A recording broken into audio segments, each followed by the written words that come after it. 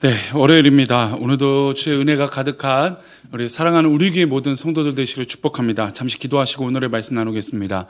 하나님, 오늘 하루도 주의 은혜 가운데 살아가며 승리하는 믿음의 백성들 되게 도와주옵소서. 우리를 지키시고 인도하여 주시기를 원하고 거룩하신 예수 그리스도의 이름으로 기도합니다. 아멘. 네, 오늘의 말씀은 마태복음 15장 21절 말씀입니다. 제목은 편견 없는 사랑으로라고 하는 제목으로 말씀 나누겠습니다. 함께 읽겠습니다. 예수께서 거기서 나가사 두로와 시돈 지방으로 들어가시니. 아멘. 요즘은 이제 사람들이 평가하는 걸 아주 잘 하죠. 또 평가를 받는 경우도 굉장히 많고, 그러나 이 평가의 기준에 있어서 어떤 것이 중요하냐면 편견이 작용해서는 안 돼요. 그래서 요즘 유명한 기업에서는 사람을 이제 채용하기 위해서 전문 편견 없이 인력을 충원할 수 있는 그런 이 디렉터들을 뽑습니다. 그래서 그냥 회사에서 계속 있었던 인사팀이나 어떤 그런 분야에 있는 사람이 아니라 아예 외부에서 편견 없이 이 사람을 평가할 수 있느냐에 대해서 굉장히 중요한 요소죠. 그래서 심지어 요즘은 이제 이력서에 예전에는 학교, 성적, 이런 것들이 전부 다 기록되어져서 오픈했다면 지금은 사실 그런 이제 출신들이나 그런 배경들을 안 보려고 노력합니다. 그러나 사람들이 또 이것이 좋다고 저렇게 좋다고 하다고도 이렇게 하기도 하고 저렇게 하기도 합니다. 어쨌든 중요한 건 사람이 편견을 갖기 시작하면 그 상대방에 대해서 그 편견 때문에 잘못 생각하거나 오해할 수 있는 경우들이 있다라는 것이죠. 예수님은 과연 어떠셨을까요? 예수님은 우리가 생각하다시피 편견을 갖지 않으신 분이라고 우리는 익숙히 알고 있습니다. 그런데 우리가 한 가지 편견을 갖고 있는 건 예수님은 왠지 낮은 자와 가난한 자와 또 병든 자와 고아와 과부를 위해서 사역하신 분이 아닌가, 그러니까 약자만을 위한 예수님이 아닌가라고 생각하는데 그것은 오해입니다. 예수님은 모든 인류에게 하나님의 선택하신 백성이건 아니건 그들에게 동일한 사랑을 베풀어 주셨어요. 우리가 잘 알다시피 오병이어 기적이나 큰 기적들의 사건들을 보고 또 병자들을 고치는 장면들을 보면 그 병자들에게 출신이나 이런 것들을 묻지 않으십니다. 예수님은 동일하게 그것이 유대인이든 또 이방 민족이든 자신의 출신이 어디든, 그래서 심지어 유대인들이 갖고 있는 그 편견들의 문제점들을 지적하시면서 그렇게 해서는 안 된다. 그래서 선한 사마리아 비유를 하시면서 그런 이야기들을 하시는 것이죠. 예수님은 편견이 없었다라는 게 굉장히 중요합니다. 심지어 유대인들 입장에서는 예수님은 어디에만 있어야 되냐면, 인간의 입장에서는 오히려 예수님은 유대 지역에만 있어야 된다고 생각했을지도 모릅니다. 그러나 예수님이 이 땅에 오신 것은 온 인류를 위해서 오신 것이죠. 유대인들이 자기 스스로 착각한 겁니다. 메시아가 오면 그 예수 그리스도는 그저 우리를 구원하실, 유대인을 구원하실 메시아로만 인식하고 있다라는 겁니다.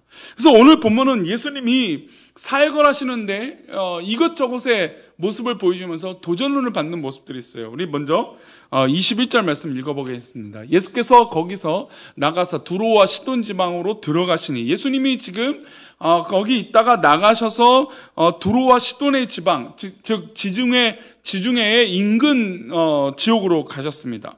이것은 구약시대에 어떤 지역으로 유명했냐면 아하방, 정말 악랄하고 또 엘리사가 살았던, 사역했던 그런 엄청난 영적인 전쟁이 치열했던 겁니다. 아합의 아내는 그 유명한 소위 말하는 성경의 악녀 중에 하나인 이세벨입니다. 이세벨의 고향이고 이방인 거주 지역이 바로 이 두로와 시돈 지역입니다. 근데 주님께서 이곳에서 한 여인을 만납니다.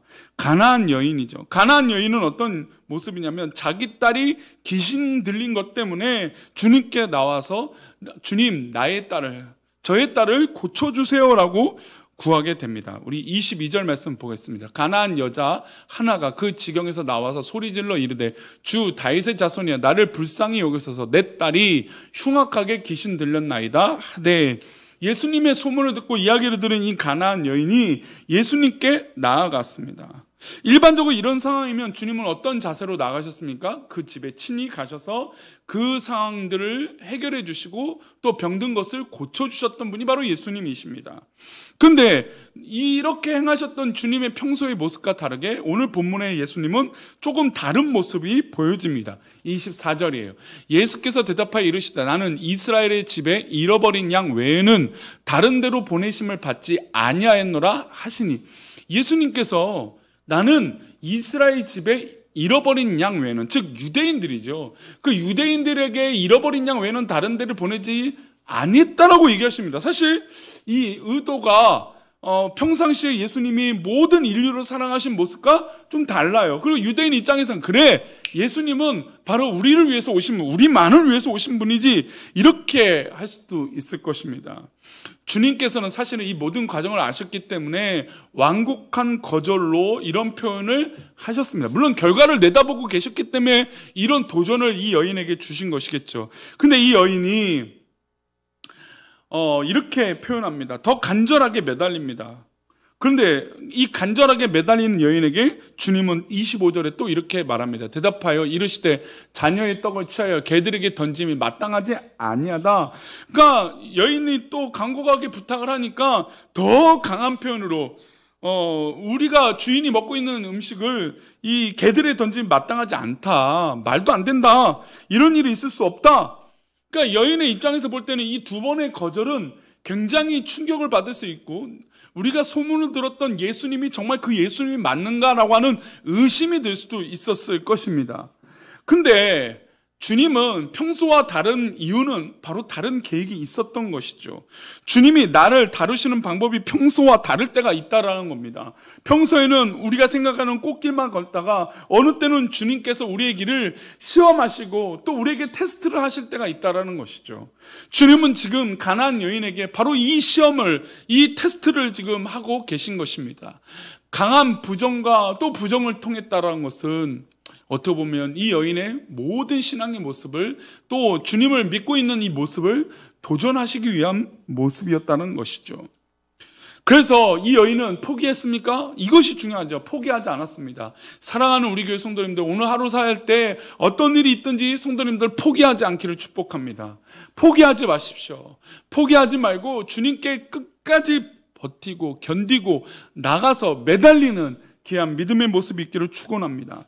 27절 말씀, 이 여인, 이 거절을 당한 두 번이나, 그리고 개에 먹이를 줄 수 없다, 개에게 이 잔치밥을 줄 수 없다라고 하는 말을 이렇게 설득합니다.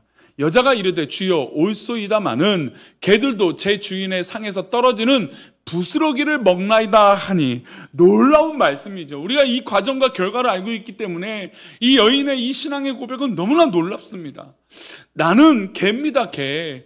그래요, 예수님, 저는 이방인이고 개입니다. 그러나 이 개들도 주인상에, 잔치상에서 떨어지는 이 부스러기를 주워 먹을 수 있다는 겁니다.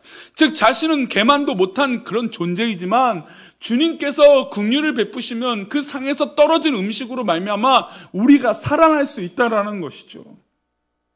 그래서 예수님은 이런 도전과 평소와 같지 않는 모습이지만 끝까지 매달려 기도하고 주님의 능력을 믿은 이 여인에게 치료의 역사를, 그리고 그 여인의 몹쓸 귀신 들린 병을 고쳐주셨습니다. 이 사건이 우리에게 주는 의미가 뭘까요? 주님이 나를 평소와 다르게 대우하시더라도 우리는 끝까지 낙심하지 말고 간구하고 기도해야 됩니다.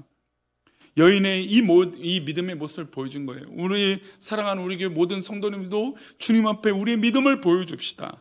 주님께서 원하셨던 것은 바로 이 여인의 이 믿음이었고, 이 믿음으로 말미암아 유대인이나 이방인이나 동일하게 적용된 거예요. 믿음에는 오해가 없고 편견이 없는 것입니다. 우리 주님이 편견이 없고 우리 하나님이 편견이 없고 우리 안에 역사하시는 성령님이 편견이 없으시기 때문이에요.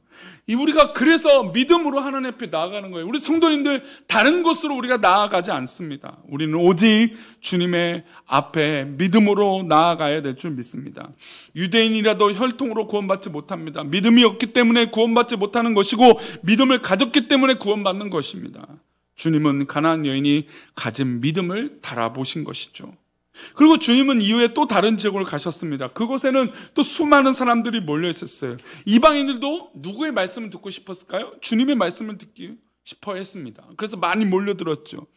주님이 그들에게 말씀 전하는 동안 말씀 듣는 이들이 배가 고팠습니다. 마치 오병이어의 사건처럼 말이죠.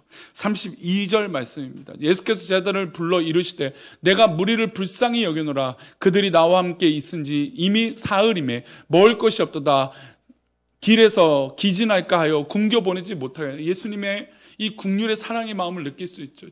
3일 동안 예수님을 쫓아서 예수님의 말씀 듣고자 했던 이들이 너무나 많았습니다. 근데 사흘이나 먹을 것이 없으니까 이들이 막 기진하고 지쳐있는 모습에 굶겨보낼 수 없다라는 이 사랑의 모습을 보여주셨어요. 어떻게 보면 마태복음 14장에서 행하신 이 오병이어 사건과 어떻게 보면 비슷한 모습입니다. 다른 것이 있다면 제자들이 가지고 있는 것이에요. 제자들은 보리떡 7개가 있었습니다. 그리고 물고기 2마리예요. 오병이어와 이거는 7병이어죠. 7병이어입니다. 34절을 볼까요? 34절입니다. 읽어봅니다. 예수께서 이르시되 너에게 떡이 몇 개나 있느냐? 이르되 7개와 작은 생선 2마리가 있나이다 하거늘. 주님은 유대인에게 행하셨던 마태복음 15장에 있었던 오병이어의 사건과 마찬가지로 이방인에게도 똑같이 행하셨어요. 36절부터 39절을 보면 주님이 역사하시는 모습을 볼 수 있습니다. 한번 쭉 볼까요? 떡 7개와 그 생선을 가지고 축사하시고 떼어 제자들에게 주시니 제자들이 무리에게 주매. 37절입니다. 다 배불리 먹고 남은 조각을 7강줄에 차게 거두었으며 먹은 자는 여자와 어린이 외에 4,000명이었더라. 자, 오병이어는 5,000명이 먹었어요. 그러나 7병이어는 4,000명이 먹었습니다. 39절이에요. 예수께서 무리를 흩어 보내시고 배에 오르사 마가단 지역으로 가시니라. 유대인에 행하셨던, 유대인만 있었진 않았겠지만 그 유대 지역에서 행하셨던, 또 이 갈릴리 지역에서 행하셨던 유대인들이 많았겠죠. 그들에게 베푸셨던 그 기적.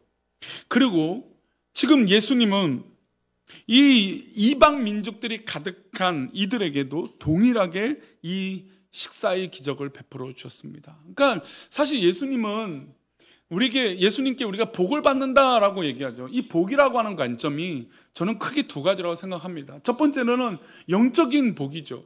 우리가 예수님을 알고 우리가 구원받았다라고 하는 놀라운 예수의 이름을 믿음으로 말미암아 이 구원받은 놀라운 영적인 복. 2번째는 우리 삶에 일어나는 실제적인 복, 하나님의 참된 복이라는 것입니다. 떡을 들어 축사하시고 나눠주셔서 이 이방인에게도 이런 기적을 베풀어 주신 것입니다. 이들이 실제로 먹었어요. 그러니까 육체에 거하는 복을 우리 주님의 뜻 가운데 받을 수 있습니다. 그러나 우리가 여기서 주의할 것, 다 똑같은 복을 받는 것이 아니에요. 어떤 사람, 저 사람, 이 사람은 다를 수 있어요. 우리의 환경, 배경이 그렇게 다를 수 있어요. 우리의 기준에 따라서 복을 받는 것이 아니라 하나님의 기준으로 우리에게 영적인 복과 실제적인 복을 주시는 것이죠. 사랑하는 우리 교회 모든 성도님들, 예수님은 편견 없이 이방인이나 유대인이나 모든 인류에게 십자가의 사랑을 허락하신 것입니다. 그렇다면 우리도 편견 없이 오늘 하루도 누굴 만나든지 주님의 사랑을 선포하고 전하는 믿음의 성도들 되시기를 축원합니다. 기도하겠습니다.